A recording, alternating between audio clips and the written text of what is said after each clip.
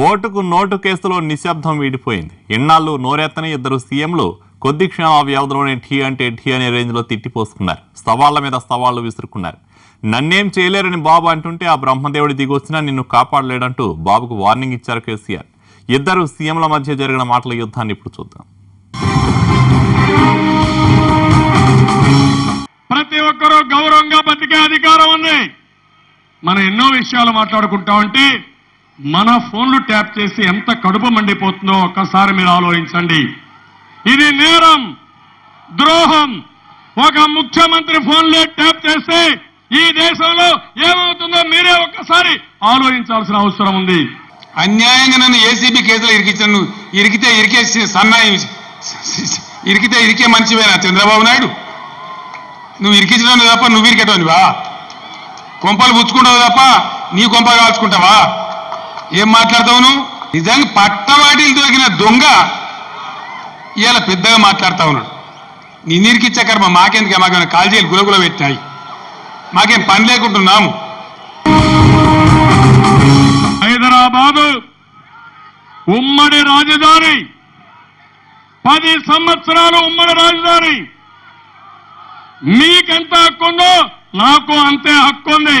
కబద్దారి ఈ విషయం మీరు గుర్తుపెట్టుకోవాల్సిన అవసరం ఉంది. హైదరాబాద్ మీద నీకు ఎంత హక్కు ఉందో నాకు అంతే హక్కు ఉందో అని మాట్లాడుతాను. నీ అబ్బా జాగీరా చంద్రబాబు నాయుడు? హైదరాబాద్ నీ తాతదా? ఇవాళ హైదరాబాద్కు నువ్వు కాదు ముఖ్యమంత్రివి, తెలంగాణ బిడ్డ ముఖ్యమంత్రి. హైదరాబాద్లో నీ ఏసీబీ ఉండదు. హైదరాబాద్ మీద పోలీసులకు జ్యూరిస్డిక్షన్ ఉండేది ఆంధ్రప్రదేశ్ డీజీపీకి ఉంటుంది, నీ డీజీపీకి ఉండదు. మా ఎమ్మెల్యేని ఎన్నికల ముందు మీ ఫామ్ హౌస్ తీసుకుపోయి డబ్బులిచ్చి ఏమాత్రం కూడా సిగ్గుపడకుండా పోలీస్ ప్రొటెక్షన్ తో పంపించినప్పుడు నీకు గుర్తు రాలేదా అని మిమ్మల్ని అడుగుతున్నా. ఆ శ్రీనివాస్ యాదవ్ అనే ఎమ్మెల్యేని పార్టీకి రాజీనామా చేయకుండా మంత్రి పదవి ఇచ్చినప్పుడు గవర్నర్ ద్వారా తప్పుడు ప్రమాణ స్వీకారం చేపించినప్పుడు యాంటీ డిఫెక్షన్ మీకు గుర్తు రాలేదా అని అడుగుతున్నా. గెలిచే మెజార్టీ లేక మొన్న గోదావరికి దిగిన పార్టీ ఏది? ఎమ్మెల్సీ ఎలక్షన్లో గెలిచేంత ఓట్లు నీకున్నాయా? ఎందుకు దీని? నువ్వు నీతిమంతుమే కదా. సత్యహరిచంద్ర ఇంటెనకనే నీ ఇల్లున్నది కదా, మరి ఎందుకు పెట్టినావు పోటీ? నువ్వు అంటే ఇతర పార్టీలలో గుంజుకొని లభంగతనం చేసి డబ్బులిచ్చి ఎమ్మెల్యేలను చెడగొట్టి రాజకీయాలు భ్రష్టు పట్టి చెప్పని నువ్వు చేసినావు. మీకు ఏసీబీ ఉంది, నాకు ఏసీబీ ఉంది. మీరు హైదరాబాద్ లో ఉన్నారు, నేను కూడా నా ఏసీబీ హైదరాబాద్ లోనే ఉంది. నీకు పోలీసులు ఉన్నారు, మాకు కూడా పోలీసులు హైదరాబాద్ లోనే ఉన్నారు. నాకు కూడా ఏసీబీ ఉన్నది హైదరాబాద్. నీకు ఏసీబీ ఉన్నది నిజమే, మరి కేసీఆర్ నీ లెక్క దొంగ కాడు కదా, నీ లెక్క దొంగ రాజకీయాలు రావు కదా, నువ్వు నీ లెక్క తప్పుడు పనులు మేము చెయ్యం కదా. తెలుగుదేశం పార్టీ బీజేపీకి 20 మంది ఎమ్మెల్యేలుంటే మన వాళ్ళని 5 మందిని కొంటాడు, కాంగ్రెస్ వాళ్ళని 4 కొంటాడు. వైఎస్ఆర్ కాంగ్రెస్ పార్టీకి 2 కొంటే ఈ వైఎస్ఆర్ కాంగ్రెస్ పార్టీకి సిగ్గు కూడా లేకుండా ఆ 2 పోయారు. 3వ వాడిని కూడా మీకే ఇస్తామని 3వ వాడు కూడా ఓటేశాడంటే ఇది సిగ్గుమాలిన చర్య కాదా అని మిమ్మల్ని అడుగుతున్నా. గల్లీ నుంచి ఢిల్లీ దాకా నీ బతికేందో, నీ రాజకీయాలేందో, నీ లుచ్చా పనేందో, నీ లత్కోర్ పనేందో మొత్తం దేశానికి తెలిసిపోయింది.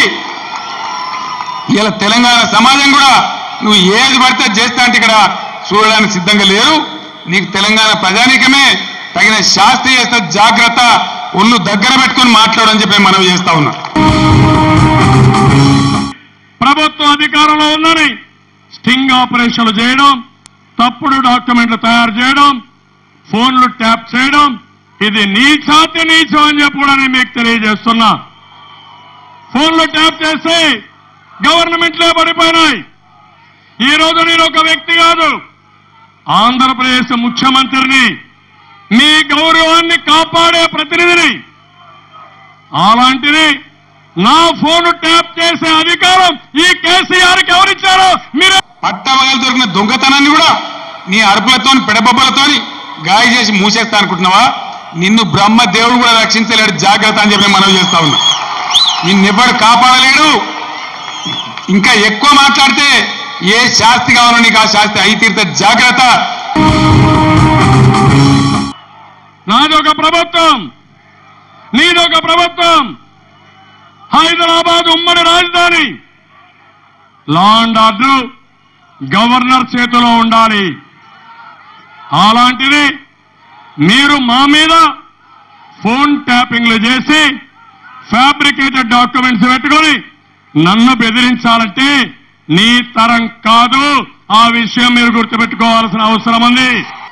ఆ ఢిల్లీలో ఆనాడు ఇచ్చిన వాళ్ళు, నేను ఆనాడే చెప్పిన, తెలంగాణ ఇచ్చిన మళ్ళీ ఈ దిక్కుమల్ల దంతా మాకు ఎందుకు పెడుతున్నాయని చెప్తే, ఆనాడు కాంగ్రెస్ సన్నాసులు ఒప్పుకుంటే ఆ 10 ఏళ్ళు ఇక్కడ ఉమ్మడి రాజధాని ఉండొచ్చు అని పెట్టింది.